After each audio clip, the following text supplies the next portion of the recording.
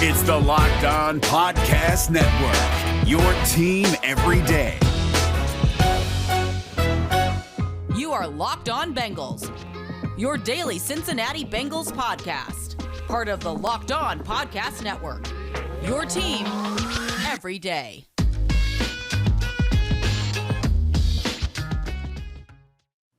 What up, Bengals fans, and welcome to another episode of the Locked On Bengals podcast. I'm your host, Jake Liscow. He's doing the Mac Arena. His name is James Rapien. Today is time for the weekend mailbag. The Bengals conveniently putting their off day as James cracks a cold one open just in time for us to do our own weekend mailbag. We've got a handful of questions to answer. Before we get into the questions, James, one of the tweets we recently liked on the Locked On Bengals account comes from Lonnie. He said you need to be crushing a Built Bar on a YouTube broadcast. And instead we get a cold brewski today or some sort of carbonated beverage. I'm not really sure. You've got it smartly placed in a koozie, so we'll never know what's in there. But maybe next time we'll get a Built Bar for next Thursday. The first question we're going to take today, James, comes from Zach, Iowa Bengals at Brimey82 on Twitter. And he would like to know about tackle depth. He calls it a massive issue and indicates that he would like to know what the possible options are for the Bengals to add. And do you think they will add depth at tackle? He says that Brian Callahan said in his interview that he thought that they needed some help on the offensive line as I wipe a bug off my neck. What was that? Oh my goodness. Yeah. First off, the mystery is here. What am I drinking? Maybe it is just a carbonated beverage, but as far as tackle depth goes, yeah, absolutely, Zach, absolutely. They have to go out and they have to get somebody. I think that's been a long time coming. I've talked to other people that cover the team. They feel the same way because I like to get different perspectives to make sure Jake and I aren't just, like this. And have our blinders on and just focused in one area. And I think everyone outside looking in sees it, feels it. Hopefully Duke Tobin sees it and feels it. Hopefully Mike Brown sees it and feels it. And you get my point here. As far as options, it's thin. I'm not going to lie. It's thin to you. Now, there are some guys out there. I wrote about a couple of them for allbengals.com. A famous guy, really, on our podcast here, Jake, is Rick Wagner, right? The former Packers right tackle, and a guy that would be honestly a perfect fit. Now he's 31 years old. There were some rumors. I don't even know if it was reports, but rumors that he was considering retirement. Is that the case? If not, bring him in, right? And I'll give you another one. Russell Okung is out there. I don't think that that's realistic, but I'll just say his name because he is probably the best tackle on the market right now. But what about DeMar Dotson, 35-year-old right tackle, spent 10 years in Tampa Bay, last year with Denver.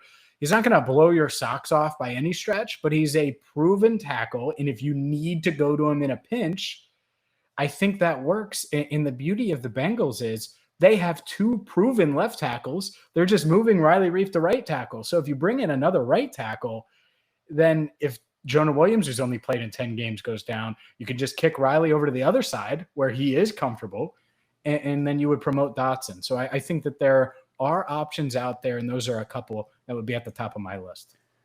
Yeah, the challenge remains finding a guy who's willing to come in and be a backup, especially if they are, starters throughout their career, maybe late career starters. Probably becomes a little bit of a challenge, like we mentioned, in terms of balancing the roster. So if you add a guy and he's going to make the team, that means you got to cut a guy. And, they probably see that as a bit of a zero-sum game, and it kind of is a bit of a zero-sum game. You only have so many roster spots, and so it is a little bit challenging. But I think you and I both agree that if they can find an upgrade, either a starter, which I don't think they can at this point, or depth, which I do think they can at this point, I think it's worth exploring. Somebody asked about Larry Warford. We're going to talk about him, I guess, in a few minutes. We'll talk about, is that a guy that's still out there? Or maybe we'll just roll it into this question. That's from KB Bruhaha, and he wants to know what guy you're pounding the table for. And I just don't know if that guy's out there for me, but you clearly feel more passionately about this. To me, maybe the way to solve this is find a trade partner or something like that. And I'm not good at identifying who the trade candidates are. And everyone's always in the market for quality offensive linemen. So it is challenging, but I just don't know that any of the guys that are out there make a ton of sense outside of Rick Wagner if he wants to play football. Sure. And so that would be the guy at the top of my list probably. But you know what I would do? And call me crazy here. Feel free to. But let me give you the scenario. Riley Reif's under contract. I asked him day one if he was open to playing guard because I didn't think a Riley Reif deal would have prevented, and I still don't think it prevented the Bengals from taking Penei Sewell. And so at that moment, it's like, oh, well, maybe Reif kicks inside to guard. I would call Russell Okung and I'd say, look, we know you've played left tackle for years and years and years. We're going to offer you 1 year, $9 million. You're going to play right tackle for us and you're going to block for Joe Burrow. And maybe he takes it. And if he does, then Reif at guard, to me, based on what I've seen, is going to be it's going to be an upgrade, regardless. I think he's better than Xavier Su'a-Filo. I don't think Jackson Carman's necessarily ready yet. And so now suddenly you feel a little bit better about your depth, and it improves that aspect. So that's, again, without exploring trades, because I haven't looked at that, and you're right, it's tough to predict, what guys are going to be available and stuff like that. Am I crazy there for laying out that scenario? And do you think the offensive line would be better? Look at me with my own mailbag question for Jake Liscow. I do think it's a little crazy because I think you're asking for a lot of people to do things that they haven't done. And so we don't know if they would be willing to do or if they'd be good at. So Russell Okung, you mentioned, been a left tackle for his whole career. Would he be good at right tackle? Maybe. He's a pretty good player, historically pretty good player. Would Riley Reif be good at right guard, left guard, whichever guard spot you want to put him at? I don't know. Yeah. Would they be willing to do it? I know Riley Reif said he'd do whatever the team wanted him to do, but he's going to say that in a press conference. Who knows what he's saying to coaches if they were to approach him with that sort of idea behind closed doors. So there's just a lot there that would have to go right. Would I do it? Do I think it can make them better? It could. It would certainly improve depth. But that's the challenge that you and I have talked about for the last few days is adding somebody who's going to be a starter, who isn't a starting guard, who can kick out to tackle, but instead of starting tackle that could kick somebody to guard is just politically, I think, a little bit challenging. Could be challenging to find the right players to enable that. And so it's probably a little bit crazy. It's probably also true that it would probably make this team a little bit better. Look at that. Look at GM James finding solutions to the problems and Jake agreeing, at least a little bit. Well, You agreed a little bit. Yeah, a little bit. Oh my goodness. We have a ton more questions, but I think, Jake, before we get to those questions, and maybe I should do this. You think I should send the Bengals offensive line a bunch of Built Bars? Maybe that's going to help them bulk up. Here's what I know is Built Bars are the #1 protein bar on the planet. We talk about them all the time here on Locked On Bengals. And whether it is the 9 delicious flavors or the fact that they're covered in 100% chocolate, they're awesome. And the best part is the macros. High in protein, low in sugar, low in calories, low in carbs. I mean, they are perfect for your diet as you try to lose a little weight before summer vacation. Maybe if you got a late summer vacation, maybe you're just trying to get in better shape, or maybe you're like Jonah Williams and you're trying to bulk up. Built Bars fit every person's diet. You can fit it in, and they taste great. So you should check them out right now at built.com. And when you're checking out, use promo code LOCK15. You're going to get 15% off your first order. Again, go to built.com, use promo code LOCK15 for 15% off. Oh, yeah. Get your 15% off those Built Bars. James, I don't think you should send the offensive line Built Bars. I think that'd be like Chad Johnson sending the Cleveland secondary Pepto-Bismol. Why? I just think that's how it'd be, I don't know if it would be well received. Like, you guys need to be stronger. Here's a protein bar, Well, hey, they can lift with me too if they want. It's no problem. We can go to the LA Fitness and get a lift in. Yeah, I think that might also be insulting. I don't know. Come on, BP. Billy Price. Let's go, baby. Billy Price would probably he would demolish. I know. Double your lifts. Billy Price is enormous. I met Billy Price when I was at Paul Brown Stadium 2 years ago. He sat, beside me at this little table in I don't know if it's still called the Jack Club or whatever the little club is right inside the home tunnel. And he was sitting there, and the guy is so big. Like, I think one of his legs weighs as much as my entire body. No, I mean, he's huge. I was just, I was kidding. But, the Built Bar part will help. Lifting with me, not so much. But the Built Bars will help. So maybe I should just send them the promo code. Yeah, I mean, maybe just talk to Emily and see if anybody's interested in a promo in a Built Bar or in a protein bar. We have a deal for him. Maybe don't go directly to the players. Our next question comes from Jeff Johnson at Jeff_Johnson73 on Twitter. And he would like to know how much of the offensive struggles in camp you think have to do with Joe Burrow's change in mechanics detailed in Bruce Feldman's article on The Athletic. We talked about it a little bit on yesterday's episode. Have you noticed anything different about the way he's throwing the football in camp? Yeah, I mean, like we've talked about the zip some. I think, honestly, without comparing like slide by slide or just looking at a short video of him in camp last year to this year, which I haven't done, the naked eye isn't going to notice much. Now, it might be obvious if you put the videos side by side. That being said, it could have a little bit to do with it, because if you've done something one way for so long and now you're trying to tinker with it and come back from the knee, and like you said on yesterday's show, he admitted in his first news conference that he was still thinking about it a little bit. So I think that part matters, right? That part is could impact him a little bit. At the same time, is that why the offense is struggling? No, absolutely not. And this is a good question, because it's also a reason to not panic, because practice is for tinkering. Practice is for practicing and changing things and tweaking things. And he needs as many reps as he can with these new mechanics. So he is ready to go for September 12th. He's not worried about August 12th or August 14th. He's worried about September 12th. And so, yeah, it might have a little to do with it as he tweaks and does different things. Yeah, we talked about it, like I said, in yesterday's show. He could be thinking about it consciously. It might not be fully internalized, muscle memorized yet, and it could be a part of it. But at the same time, James, I'm actually skeptical that this really has anything to do with it.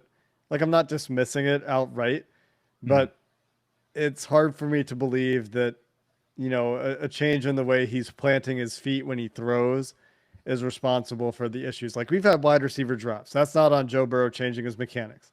We've had backup linemen that are getting beat by starting linemen. That's not on Joe Burrow's mechanics. So it can't all be chalked up to Burrow's mechanics, but maybe some of the slightly missed targets could have something to do with it, for getting throws that are off a couple feet in one direction or another. At the same time, Joe Burrow's calling card as a pro in his last year at LSU has been phenomenal accuracy. And that just doesn't go away. And so it's not something that I'm worried about unless it becomes a much longer term issue and trend than we've seen so far.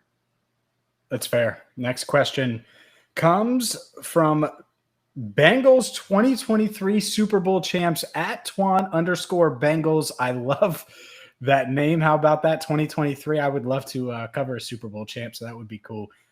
Which end of the year ranking, Jake, is the most plausible? 1, the Bengals offense being a top 10 scoring unit. 2, the Bengals defense being a top 15 overall unit. Or 3, the Bengals offensive line being a top 20 unit. These are all actually sort of close, which makes this a really good question. This is actually something that if you were to put odds on it, I think it would be maybe Bengals offense being a top 10 scoring unit would be the favorite. The early reports out of camp would have you believe that the Bengals defense could be a top 15 unit. I don't know how much you buy those reports, you being the generic you, not you, James Rapien. And as far as the Bengals offensive line being a top 20 unit, well, they haven't shown us that so far, but Jonah Williams reportedly having a very good camp, and we haven't really heard too many complaints about him. I don't think we've heard too many complaints about Quentin Spain at left guard, so maybe the left side's good. And if Riley Reef is healthy, I think, those three guys could be a top 20 trio. If Trey Hopkins is healthy, that's four guys that can be top 20 material. And then it really comes down to, well, is Xavier Su'a-Filo going to do it? Is Jackson Carman going to do it?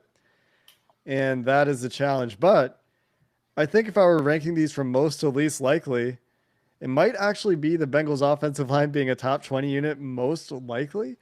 And it would be entirely dependent on the starters staying healthy.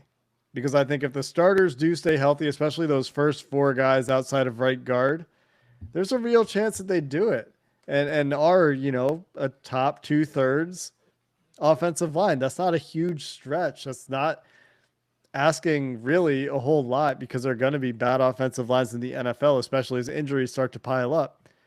It's a much bigger leap for the offense to go from one of the worst scoring offenses to one of the best scoring offenses.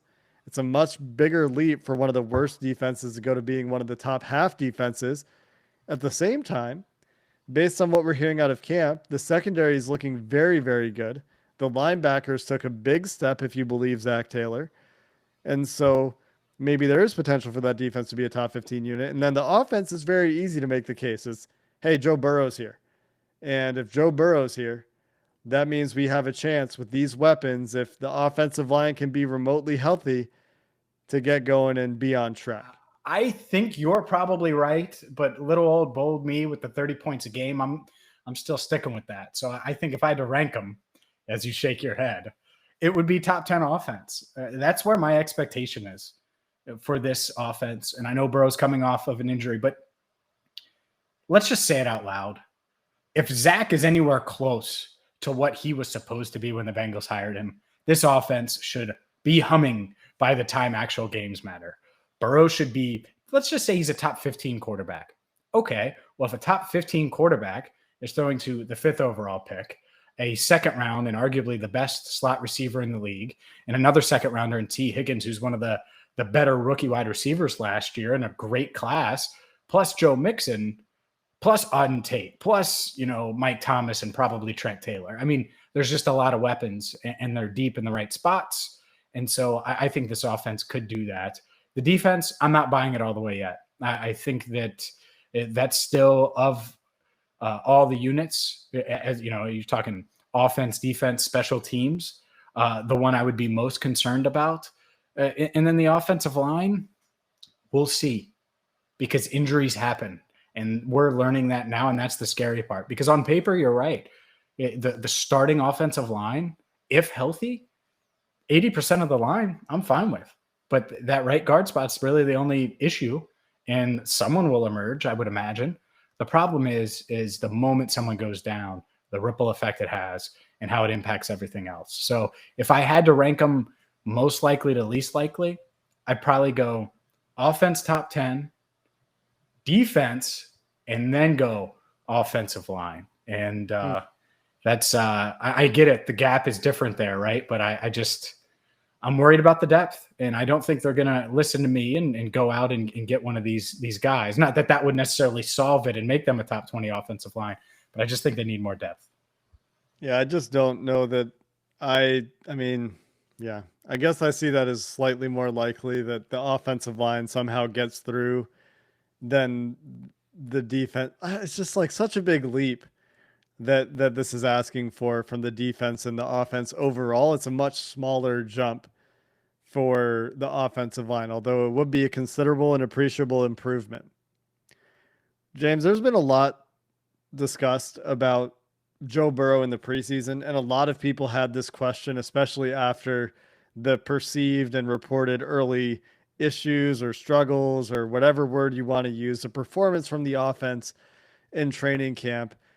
And 64 Hoops at 64 Hoops 1 on Twitter would like to know that if you were Zach Taylor, how much preseason would you have Joe Burrow play out of the 3 games? And I'm going to add to this to put some context around it. Game 1 is very soon against one of the better defenses in the league in Tampa Bay.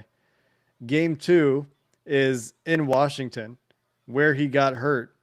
In game 3, we're not necessarily expecting to see a whole lot of starters on the other side. So given those ideas and what we know about ACL re-injury risk being much greater before 9 months, how much would you play Joe Burrow in the preseason? I've kind of went back and forth on this the past couple of days because you want this offense to get in sync. And I think it's going to be a more of a timing thing that they just need to get in order because you want to crush the Vikings when they come to town on the 12th of September. And so to me, you're right. 14th, too soon.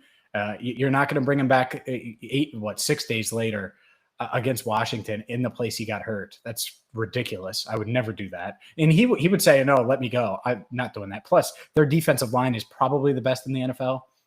One of the best in the NFL. Like, no, thank you. So that third game, Miami, home, that's where you're starting the season anyway. That's where you're comfortable. I get it. It's kind of weird because it's the final preseason game. And the third game has historically been the dress rehearsal. And then the fourth game is basically you're punting all your starters.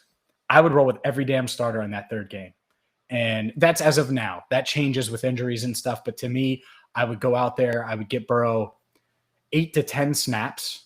And hopefully that's just one drive where you march downfield and you throw a touchdown to Chase and get the damn entire fan base excited, right? But that's what I would do. That would be my plan as of right now. And a few days ago, I would have said, don't play him in the preseason. But to me, I think he's going to need it and going to want it. And I asked Jamar Chase about it. He wants reps with Burrow during the preseason. All these other receivers have been asked by reporters, hey, do you want to get out there? They do.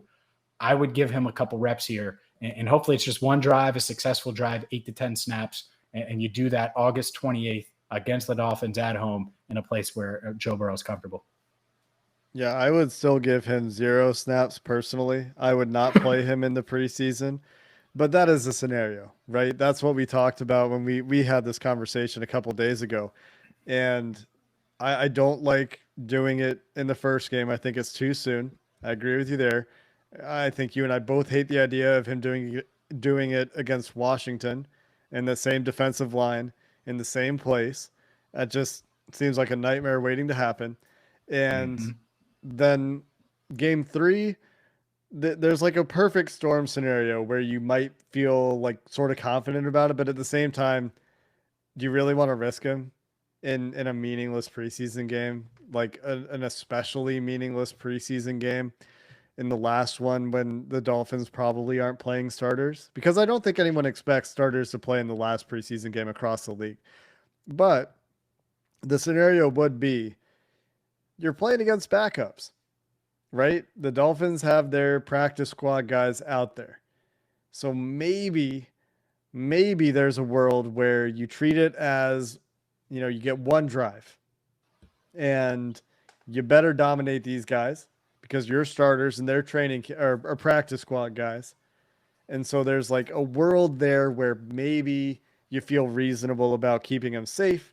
You feel reasonable about the risk, but it's not just Burrow is the thing. Everybody's got to go full go. And you can bet that all these guys that are trying to make a practice squad are going to go full go too. And that's just how football works. There's always a risk of injury for all the starters. So the thing that makes me ultimately land on I don't want to give Burrow any preseason snaps is in order to make him, as safe as possible, you need to play the rest of the starters, which risks everybody in that last preseason game that doesn't matter. And I would rather get as many people to the regular season healthy. I hear the arguments and I know he wants to play. I know the wide receivers want him to play, but it just doesn't make sense to me. Let me ask you this. What if the Bengals were doing joint practices? Would Burrow be in on any of them, or would you just not put him in on any of them? I don't know. I don't really know. And it's different because he doesn't get hit in joint practices. So with that being said, I'm just curious because that's how I envision it. Is literally you're trotting them out there, and I get it. You're right. You're risking other guys too with the debut of the regular season 2 weeks away. But to me, unless they just start getting in sync and feeling it, like it's going to be so valuable for these guys to get on the field, because the last thing you want is this to bleed into, and I know we're light years away, but bleed into week 1 and them not being on the same page, and Patrick Peterson picking off Burrow and taking it to the house and signing it for his LSU brethren, right? Here's the thing. I don't actually care, because it's a long-term thing, right? And so if it's one regular season game where they're a little rusty, yeah, that's not ideal, but it's just not worth the risk to me. I totally get it. I hear where you're coming from. Mm-hmm. I just think ultimately it lands on, I don't want to risk 11 guys in a third preseason game. And, maybe the other world is like in the fourth quarter against Washington or something. I don't know. I just can't find a place where I like it. I can't do that, because I want him to come in. I want him to warm up like he's the starter and then start, right, and go through his routine. And by the way, I would have him go through all of that anyways in all these preseason games. For sure. The warm-ups. Yeah. I just don't think you risk him and the rest of the starters in the final preseason game. I think that's just like, that would be radical. That would be an insane idea to try, I think. Gotcha. Yeah, I mean, I get it. And I think it's more likely than not how we heard Mike Brown during the media luncheon. I think it's certainly likely that we don't see him until September 12th. But, I've waffled back and forth on it, and I see both sides. One more question. We'll squeeze it in. Zach Mudispa asking, Tyler Eifert's still out there. Why not bring him home to the Bengals? Also, Geno Atkins still doesn't have a team, Jake. Should the Bengals be interested in either one of those guys? No, next question. There you go. All right. Wow. I mean, that's simple. No Geno. Yeah, you don't like Geno. Okay. I would, of course, take Geno. It's just not happening. So I don't see a reason to talk about it, I guess, is where I'm at with this question. There are other free agent interior defensive linemen that are very similar in pedigree to Geno Atkins out there.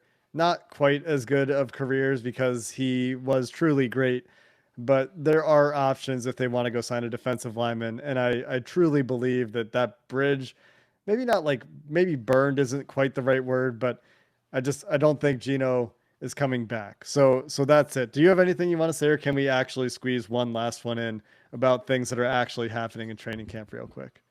Let's squeeze one more in. What do you got? Okay. Or do you want me to ask it? Well, the last question from Bengal Streak is, do we have an update on the roster battle for third tight end? Is anybody standing out? And this is really a question more for you, James, because I haven't read anything about this yet. I saw one play of Thaddeus Moss getting tossed when he was trying to run block on the Back Together Saturday in Paul Brown Stadium. But has anybody really stood out to you when you're watching amongst the third tight ends?